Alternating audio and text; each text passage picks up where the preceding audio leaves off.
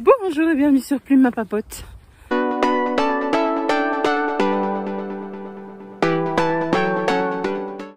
Je commence ce vlog en ne sachant pas si vous allez m'entendre. Il fait dégueulasse. J'ai une tête, voilà quoi. Mais écoutez, là maintenant tout de suite, je suis heureuse et je me suis dit que j'avais une bonne énergie pour commencer le vlog. Donc, c'est maintenant que je le commence. Lundi 28 septembre à 19h07. Et ouais, j'ai une bonne énergie et je sais que ça bouge beaucoup puisque je suis en train de marcher. Donc désolée si vous avez le tournis ou la nausée. J'espère que la stabilisation va quand même faire un petit peu effet. Mais ouais, là j'ai eu une journée complète à l'école, donc 8 heures de cours. Même si la dernière heure c'est lecture, 45 minutes de lecture, donc c'est pas vraiment donner cours. Mais une journée complète à l'école avec le port du masque. Et je suis juste heureuse d'être dehors par ce temps pourri dont tout le monde se plaint et moi je suis là. Oui, de la pluie. Je suis trop heureuse. Même la chienne que vous voyez pas et qui est à mes pieds était pas très motivée hein, pour faire sa balade du soir alors qu'elle en avait bien besoin. Mais elle était là, non mais il pleut, on peut juste sortir 10 minutes quoi. Eh bien non, on sort 1 heure. Ouais, le temps qu'on rentre là, on est monté au-dessus du village et on descend. Et voilà, et je suis heureuse de cette balade et de cette pluie fine qui mouille tout, qui trempe tout. C'est trop bien. Je vous retrouve dans la séquence suivante pour vous expliquer un petit peu plus ma semaine, mes lectures, tout ça. Petit topo, maintenant que je suis rentrée à la maison. Il est plus tard, il est 20h passé, il est, je sais plus quelle heure, 20h30. Je viens de regarder High School Musical ou High School Musical, je n'ai jamais su comment il fallait le prononcer. J'avais déjà commencé à regarder ce week-end et là je viens de regarder la fin. C'est tellement Grinch ce truc. C'est limite un peu amateur en fait. Enfin non, c'est kitsch, c'est pas amateur, c'est d'un kitsch, les chansons, les costumes, tout ça, j'étais là. J'avais oublié que c'était kitsch à ce point. Mais ouais, avantage de Disney+, donc même si le premier était kitsch, on est clairement d'accord que je vais regarder le deuxième. Peut-être que je vais prendre un livre pendant qu'il y a ça en fond, je sais pas trop. Là, cette semaine, donc on est lundi, et j'ai lu ce matin Le Sorceleur. Donc je suis toujours dans le tome 4, dont j'ai oublié le titre. Je regarderai ça tout à l'heure pour vous en reparler. Sauf que en l'écoutant ce matin dans la voiture, j'ai loupé toute une partie parce que je sais pas, j'étais distraite, je pensais à autre chose. Et donc, à un moment donné, quand j'ai raccroché au truc, j'étais là, what? Mais qu'est-ce qui s'est passé? On est en pleine bataille, etc. Enfin, donc voilà. J'étais là en mode, mais qu'est-ce que se passe-t-il? Je n'ai pas tout suivi. Non, j'accroche vraiment beaucoup à cette histoire, au sorceleur. Surtout à la voix de l'acteur qui lit l'audiobook. Franchement, je vous le recommande très chaudement. J'avais eu du mal au début dans les premiers tomes par rapport à la voix et le ton qu'il prenait pour Jasquier parce que c'est pas du tout le même personnage, la même interprétation que l'acteur dans la série The Witcher. Mais voilà, maintenant au 4e tome, je suis habituée. Et finalement, à mon avis, quand je vais regarder à nouveau la série The Witcher, la saison 2, je serai là, je dis, Jasquier n'est pas comme ça. Je n'aime pas cette version. Mais ouais, l'auteur quand même, Andrei Sapkowski, il nous torture quand même pas mal hein, en tant que lecteur, parce qu'à chaque fois que Ciri, Geralt et Yennefer peuvent se rapprocher, se retrouver tous les trois, ben non, au début, en fait, Ciri, elle saute seulement avec Geralt, saute seulement avec Yennefer. Et puis là, j'étais arrivée à un passage où ils étaient tous les trois, et j'étais là, oh, trop bien, enfin, rêve ultime, quoi, famille, blabla, tout ça. Ça a merdé, hein. Ça a clairement merdé dans le 4e tome, donc je sais pas comment ça va se passer. Enfin, je me suis fait spoiler en lisant le résumé du tome suivant, donc je sais ce qui va se passer pour Ciri, en gros, mais je ne sais pas comment. Donc voilà, ces grosses batailles, c'est pas du tout drôle, quoi. Enfin, c'est assez... voilà. Et... ouais, j'aime vraiment la plume de l'auteur, j'aime vraiment aussi ses personnages. C'est pas tout blanc, tout noir.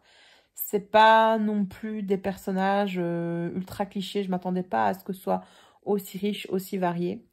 Et vous savez, il y a pas mal de gens qui parlent de book boyfriend, qui disent ouais, si tel personnage existait vraiment, ce serait mon boyfriend. Moi, j'ai jamais eu ça. J'espère juste que les personnages vont vivre heureux dans leur bouquin avec quelqu'un.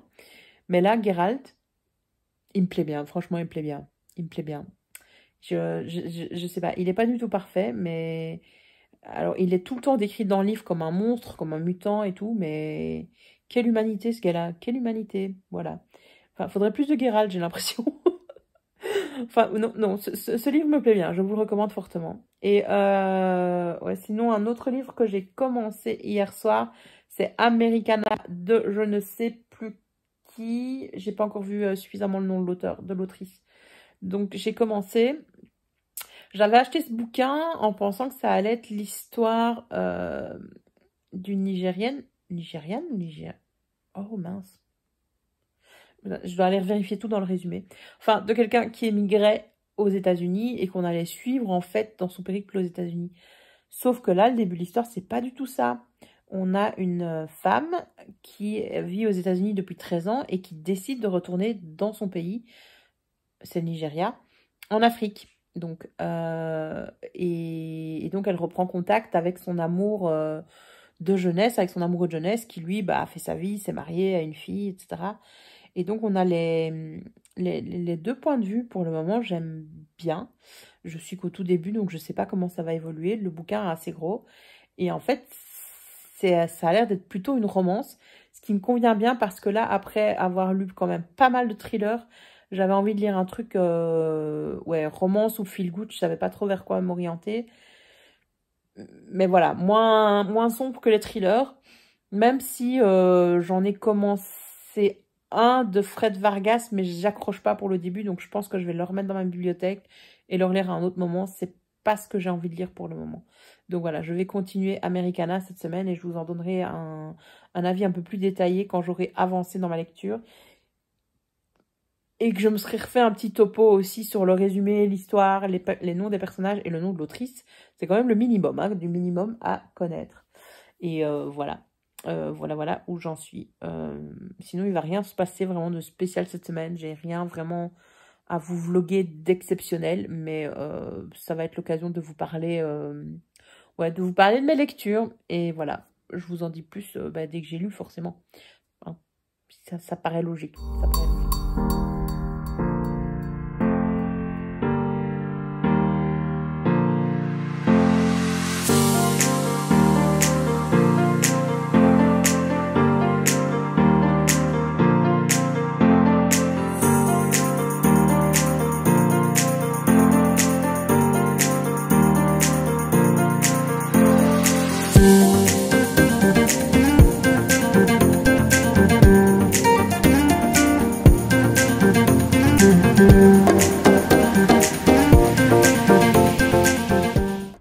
On est mercredi, le 30 septembre, dernier jour du mois de septembre déjà, ça a filé. Je vous ai pas pris hier parce que j'avais rien à vloguer. Voilà, ma journée était bien remplie. Je suis rentrée un petit peu plus tôt et j'ai passé une bonne partie de ma soirée devant la télé. J'ai pas beaucoup lu, très honnêtement. Et oui, j'ai été faire ma balade forcément avec Kali. Et ce matin, vous l'avez sûrement vu dans les petites images, je suis tombée sur un arc-en-ciel, donc c'était trop cool de commencer la journée comme ça. Surtout que le mercredi, je commence plus tard à l'école et donc bah, je peux me balader sans ma lampe frontale et sans le collier lumineux de Kali. Très en affaire aujourd'hui. Je voulais vous prendre, donc parce que même si j'ai pas beaucoup lu, vous parler de 2-3 petits trucs qui sont là devant moi. Attendez. D'abord, un livre dont je ne vous ai pas encore parlé du tout sur la chaîne, c'est La Revanche de la Nature de Émeric Caron. J'hésite à vous faire une papote lecture spéciale Covid, mais ça va pas être très très fun. Mais donc, qu'est-ce que ce livre? Eh bien, c'est un essai, c'est le dernier essai de Émeric Caron qu'il a écrit pendant le confinement, donc pendant la période de mars-avril. C'est un chapitre, un jour en quelque sorte, si on peut parler de chapitres dans un essai. Et donc, il nous replonge dans ces moments avec ces écrits, avec cet écrit-là, avec ce qui s'est passé. Chaque chapitre commence par le nombre de personnes infectées. Donc, chaque chapitre commence par le nombre de morts en France, puisqu'il est français, le nombre de cas sévères recensés en France et le nombre de morts dans le monde. Et donc, on voit les chiffres augmenter au fur et à mesure. Voilà, c'est un livre que j'ai lu sur tout le mois de septembre en fait. Je ne l'ai pas lu très rapidement, je l'ai laissé un petit peu de côté parce que en le commençant, même si j'aime beaucoup la plume d'Émeric Caron, je me suis rendu compte que ce livre n'était pas du tout optimiste. Il n'est pas une situation qui s'est passée, mais pas du tout de manière optimiste, voilà. Même si le gars, il a essayé de garder hein, une certaine joie de vivre et des projets pendant cette période. C'est quand même une analyse assez piquante, assez dure de la crise, de ce qui s'est passé en France, de la façon dont elle a été gérée. Et ça n'a pas du tout été mieux en Belgique, hein, qu'on soit bien clair. Donc voilà, c'est un bilan de notre société, je ne sais pas dire autre chose que optimiste, c'est pas du tout optimiste. Et c'était un peu lourd à lire, j'avais pas nécessairement envie de lire ça quand je l'ai commencé. Enfin, au début, je me suis dit ça va être intéressant, et puis finalement, je me suis dit non, non, non. Donc je l'ai laissé quand même de côté pendant 15 jours facilement, avant de le reprendre, et puis de lire seulement petit morceau par petit morceau. Donc voilà. Sinon, j'ai avancé dans ma lecture du Sorceleur, mais j'ai pas regardé avant de vous prendre combien de minutes il me restait à écouter. Mais je suis, à mon avis, vers la fin du livre. Je trouve que la façon dont est construit le livre, c'est de plus en plus compliqué. Et ça reflète donc de mieux en mieux pourquoi dans la série, ils ont fait ce choix de mêler les 3 histoires ensemble dans la première saison, parce qu'il y a plein de gens en fait qui n'avaient pas compris, et moi il a fallu que j'arrive à l'avant-dernier épisode en fait pour comprendre comment la série était construite, la timeline de la série. J'ai là, ah ok, c'est intelligent, c'est malin, il fallait nous le dire dès le début. Mais oui voilà, enfin il y a plein de points de vue en fait qui rendent le style très dynamique finalement, parce que l'auteur nous met les points de vue de gens qu'on connaît absolument pas, de personnages qu'on connaît absolument pas. Mais voilà, on est dedans, on les reverra plus jamais ces gens-là, pour la plupart. Je repense à un moment où Jaskier rejoint Geralt et lui explique tout ce qui s'est passé lors d'une bataille, grâce en fait au point de vue de participants à ces batailles, mais des gens sans importance, en gros, pour la grande histoire du monde du sorceleur. Donc, voilà, où j'en suis. Ça pue pour Ciri, hein.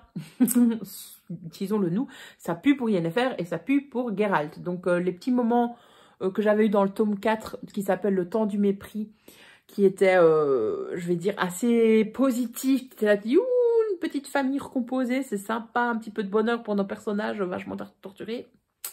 Fini, ça pue du cul, hein, ça pue du cul. Donc voilà, je terminerai de toute façon cette semaine, à mon avis, je pense que je le terminerai demain ou après-demain. Il devrait être terminé. Sinon, je sais plus si je vous ai parlé de ce livre-là, je sais plus, j'ai pu regarder mes rushs, mais j'ai lu L'Envol du Moineau la semaine passée, que je vous recommande fortement pour ce temps automnal. La couverture, je trouve, fait tellement automne. Voilà, c'est quelque chose qui ressemble pas un peu à Outlander, mais en même temps, si quand même. Comment vous expliquer? Il n'y a pas d'éléments fantastiques, quoi. Il n'y a pas une grande histoire d'amour, une grande épopée, etc. Mais ici, donc, on suit Mary, qui est enlevée par les Indiens, parce qu'elle a émigré aux États-Unis, en Amérique. On est en 1632, quelque chose dans le genre. 1672, pardon, j'étais 50 ans en retard, en avance.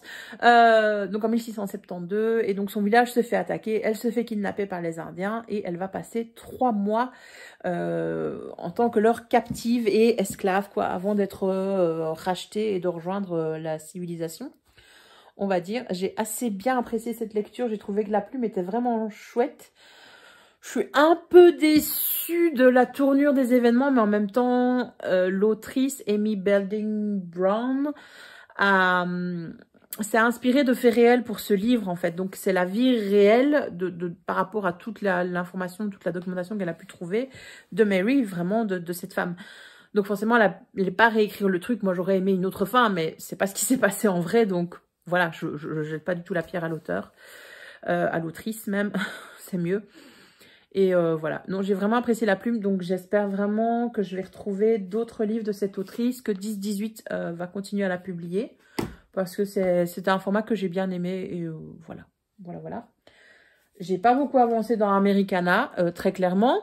le titre porte à confusion. Tu te dis ça va se passer aux États-Unis, l'histoire, parce que ça s'appelle Americana, que dalle. Hein, c'est au Nigeria et c'est très chouette d'ailleurs que ça se passe là-bas parce que pour moi, en tant que lectrice blanche, enfin qui connaît pas du tout la culture nigériane, oui nigérienne, j'ai oublié d'aller vérifier. J'apprends plein de choses sur la société là-bas, sur les mœurs, sur la culture, enfin plein de choses, plein de petits détails. Donc c'est super intéressant. C'est dommage qu'on n'ait pas plus d'œuvres poussées en avant par des auteurs racisés, des auteurs africains, mais voilà, c'est d'où l'importance de la diversité, franchement, en littérature. J'ai l'impression qu'on nous pousse, on nous met toujours en avant les auteurs francophones, parce que soi-disant, faut les aider, blablabla. Oui, il faut les aider, mais enfin, il n'y a pas que, quoi. Des auteurs racisés francophones, ça existe, il y en a plein. Et les auteurs anglophones, alors moi, je me tourne souvent vers la littérature anglo-saxonne, parce que c'est ce que j'ai étudié, c'est ce que j'aime, et ainsi de suite. Mais je trouve que dans la littérature anglo-saxonne, ils ont plus cette habitude de mettre en avant des auteurs racisés, des histoires qui ne se passent pas uniquement aux États-Unis, des histoires qui ne se passent pas uniquement, enfin, dans une société entièrement blanche, etc. Et voilà. Et donc, que Folio ait enfin publié un truc comme ça, eh ben, c'est cool. Voilà. Et quand je dis un truc comme ça, c'est pas du tout péjoratif. Hein. Voilà. En fait, ça me rappelle des lectures que j'ai dû faire dans le cadre de mes études, justement, d'auteurs sud-africains, par exemple, etc., etc. Et où tu apprends plein de choses. T'es là, tu dis, ah, mais je savais pas que c'était comme ça dans tel pays, je savais pas que c'était comme ça. Enfin, voilà. Sans pour autant, c'est un roman, hein, donc on va pas prendre tout pour argent comptant, bien entendu. C'est romancisé, mais voilà. Mais oui, on est clairement sur une histoire d'amour. Hein, donc, heureusement que j'avais vu la vidéo de Pauline des Carnets d'Opaline qui avait dit que c'était vraiment une histoire d'amour et qu'elle, ça l'avait pas trop intéressé. Donc, j'étais, disons, dans une bonne optique pour commencer ce bouquin. Et la dernière chose dont je voulais vous parler dans ce segment, et puis je passerai à la suite, c'est une réception. Je me suis acheté un manga sur Vinted. Je n'ai plus acheté de manga depuis des années. Je pense que les derniers que j'ai achetés, ça devait être en 2009, même avant. Clairement, j'achète plus de manga parce que ça m'est passé. Et surtout, ça me coûtait trop cher pour mon rythme de lecture. C'est comme les bandes dessinées. Moi, je lis très très vite de façon générale, façon habituelle. Donc, si j'achète une bande dessinée qui va me coûter, je sais pas, ça coûte combien une bande dessinée d'ailleurs? J'en sais rien. Ou un manga, je vais le lire en 20 minutes. C'est un petit peu agaçant, quoi. Voilà, même Heartstopper, j'aime beaucoup. Et donc, je suis très contente de les avoir achetés, ces romans graphiques. Mais en 1 heure, c'est emballé, c'est pesé, quoi. Alors, heureusement, je les ai relus. Heureusement, je les prête à tout le monde. Et heureusement, ils vont aller dans la bibliothèque de ma classe. Mais voilà. Et donc, pourquoi est-ce que je me suis acheté un manga, allez-vous dire? Parce que je l'ai vu sur la chaîne de Nina Quill et je l'ai trouvé en occasion sur Vinted. Clairement, le livre, il est neuf. Hein. Il m'a coûté, je pense, 5 € avec les frais de port. Non, un peu plus. Je pense qu'il était à 4 €. Il fallait rajouter à ça les frais de port. Donc, il vient d'arriver, c'est un petit peu tardé. Et donc, ce manga s'appelle « Je brûle pour toi » de je ne sais pas qui, de Noji. C'est possible? Oui, c'est possible que l'auteur soit Noji. Oui. Donc, c'est un boys love, un yaoi. Ou un yaoi, comme je disais quand j'étais adolescente. Parce que je savais pas que ça disait yaoi. Et je pense donc qu'on doit suivre Yuji. Je suis en train de vous lire le résumé en même temps. Qui est chef cuistot dans sa propre brasserie. Et apparemment, il a une petite vie plan-plan agréable. Mais il ne parvient pas à oublier son amour de jeunesse. Son amour de jeunesse, c'est son ami d'enfance, Soichi. Mais il s'est éloigné justement de cet ami d'enfance pour ne pas souffrir et pour ne pas le faire souffrir, etc. Sauf qu'il va réapparaître sans travail, maigre, épuisé dans son restaurant. Et donc Yuji va l'inviter et voir un peu si leur relation, est-ce que leur relation peut prendre un sens différent ou pas. Mais t'as vu que oui, non, ça va être... Enfin, j'espère vraiment que ça va être un truc...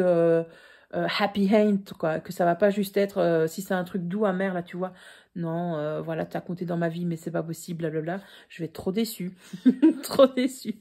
Mais non, voilà, Nina Quill, dernièrement, on a lu plein des mangas, et celui-là me tentait bien, il a l'air tout doux, tout mignon, donc je suis contente de l'avoir reçu.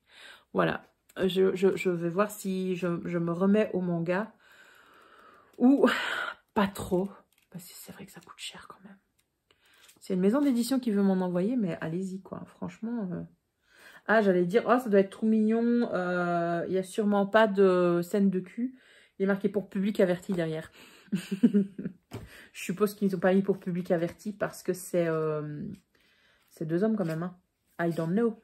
Et si on sait bien, la maison d'édition s'appelle en même temps Boys Loves. Donc, j'ai envie de te dire, voilà quoi.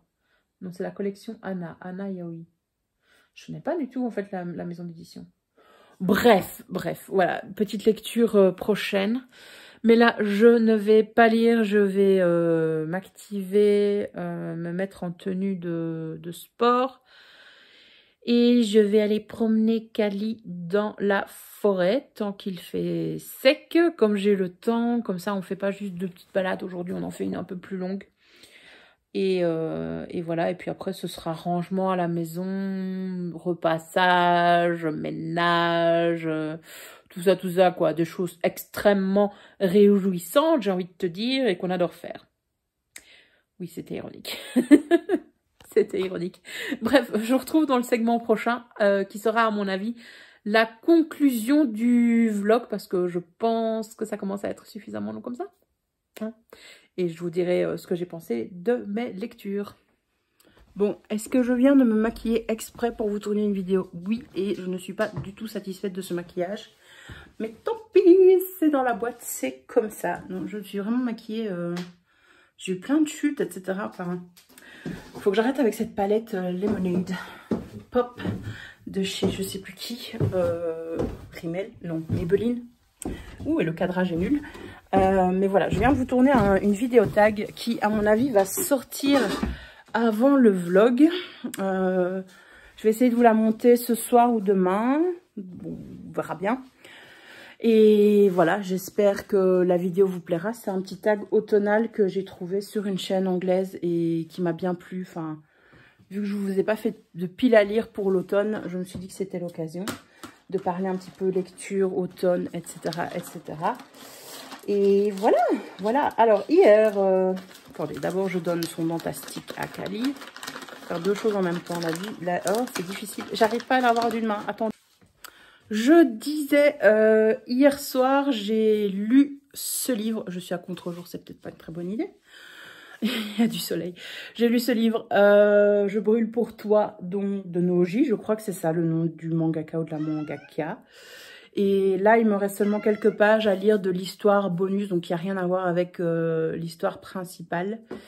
Je peux pas dire que j'ai pas aimé, mais je peux pas dire que j'ai aimé, adoré non plus.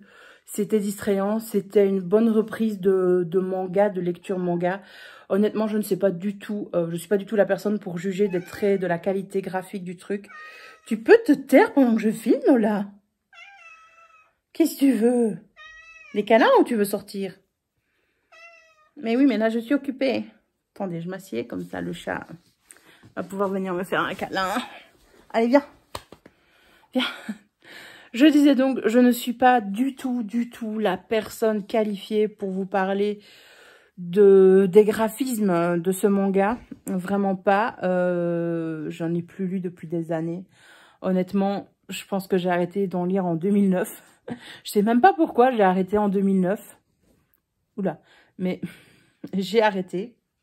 Pardon, je vous ai filmé son truc à nouveau. Donc voilà, je reprenais ceci parce que je l'avais vu sur la chaîne de Nina Quill et ça me plaisait bien. Et que je l'ai trouvé assez facilement sur Vinted.